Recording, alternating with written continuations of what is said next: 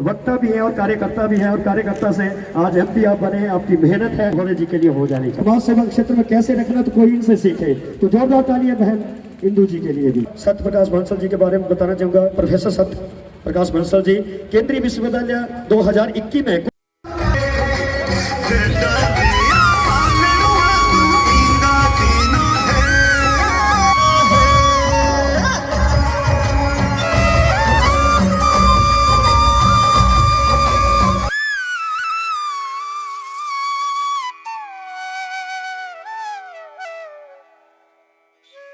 जैसे आप सबको विदित है कि आज का ये कार्यक्रम सरदार वल्लभ भाई पटेल की जो 150वीं जयंती हम लोग मना रहे हैं, उसको पूरे देश में एक उत्सव के रूप में मनाया जा रहा है। हम सब अपने दिल पर हाथ रख के सोचे तो कभी सोच सकते हैं मोदी जी के इस देश के प्रधानमंत्री बनने से पहले कहाँ ऐसे कार्यक्रम होते थे। राजनीतिक दल केवल राजनीति करते थे, कहाँ से वोट मिल सकता है उसकी बात करते थे, और सदा सर्वदा पॉपुलेटिक पॉलिटिक्स हम लोग करते थे, जिससे हमारे दल को कुछ गेन हो, चुनाव में हमारे दल की सीटें बढ़ जाए। केवल यहीं तक हम सीमित थे। नरेंद्र भाई मोदी जब इस देश के प्रधानमंत्री बने तो एक अलग सा नैरेटिव पूरे देश में आया। पॉलिटिकल नैरेटिव बदल दिया नरेंद्र भाई मोदी ने। बड़ा दुर्भाग्य मित्रों इस देश का, जब पूर्ववर्ती सरकारें थी, देश को आजाद करवाने में बहुत से महान नेताओं ने काम किया, लेकिन जो पूर्ववर्ती सरकारें थी, जब देश आजाद हुआ, सत्ता जिस दल के हाथ में आई, उन्होंने इस देश के इतिहास को तोड़ मरोड़ दिया, अपने हिसाब से इस इतिहास को गढ़ लिया। ये सबसे बड़ा पाप और अन्याय इस देश के साथ हुआ है मित्रों, सबसे बड़ा पाप मैं इसको मानता हूं। जिन्होंने फांसी के फंदे चूम लिए, देश कैसे आजाद हो, कैसे स्वाधीन हो, देश की आजादी के नींव के पत्थर जो बन गए, आजादी के बाद हमने उनको भुला दिया। इतिहास के गर्त में वो इतने दबा दिए गए कि आजादी के 60 वर्षों तक हमारी तरुणाई उनका नाम तक नहीं जानती थी।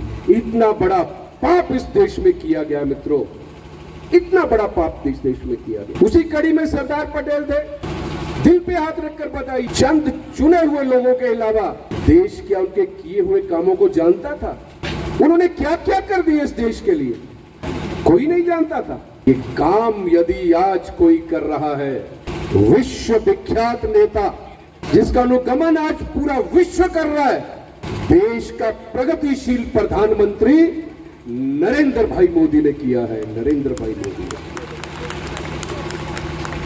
और ये जो कार्यक्रम पूरे देश में चल रहे हैं, ये किसी एक दल का कार्यक्रम नहीं है, ऐसा सोचने की भूल भी नहीं करनी चाहिए। किसी एक दल का कार्यक्रम नहीं है, पूरे देश का आह्वान किया है। आइए सरदार पटेल को जानिए, इस देश के लिए, उत्थान के लिए, मजबूती के लिए, देश के स्वाभिमान को शिखर तक पहुंचाने के लिए इस महापुरुष ने क्या क्या काम किया है, देश की तरुणाई को यह पता होना चाहिए।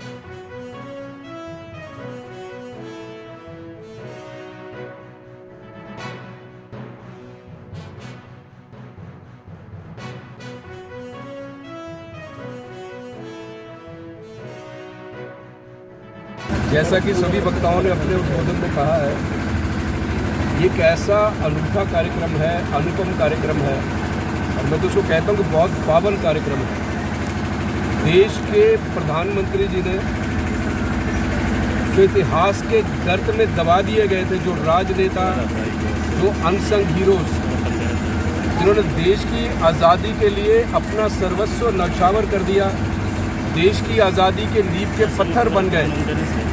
और जब वो हुक्मरान कोई देश पे जिन्होंने राज किया, उन्होंने उनको इतिहास के गर्त में इतना अधिक दबा दिया कि 50-60 वर्षों तक पूरा देश उनको जानता तक नहीं था।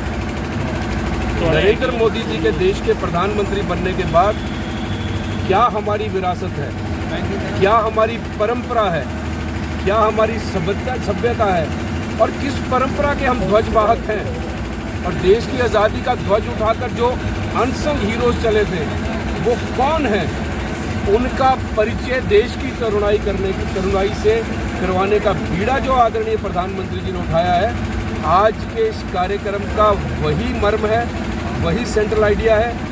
सरदार पटेल जिन्होंने देश को एक करने में जो नक्शा आज हम भारतवर्ष का देख रहे हैं, उस नक्शे का जो स्वरूप बनाया है, उसका इकलौता यदि श्रेय किसी को जाता है, सरदार वल्लभ भाई पटेल को जाता है। लेकिन हमारी तरुणाई, हमारे नौजवान, हमारी आने वाली पीढ़ी उनके विषय में इतना अधिक नहीं जानती थी। उसका परिचय करवाने के लिए देश के प्रधानमंत्री जी ने उनकी 150वीं जयंती को पूरे देश में एक उत्सव के रूप में मनाने के लिए निर्णय किया है।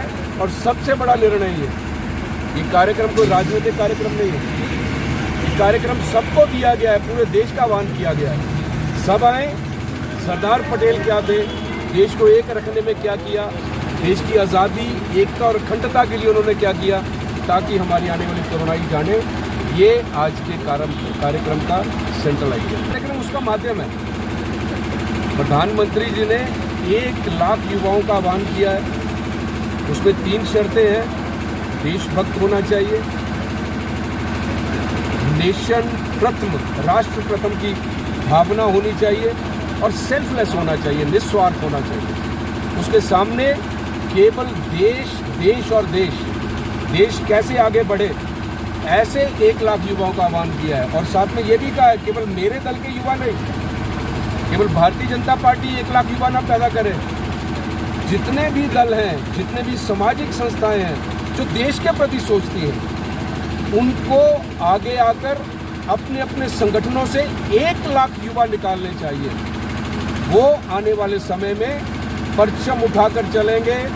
विकसित भारत जो 2047 का सपना बड़ी दृढ़ता से देश के प्रधानमंत्री जी ने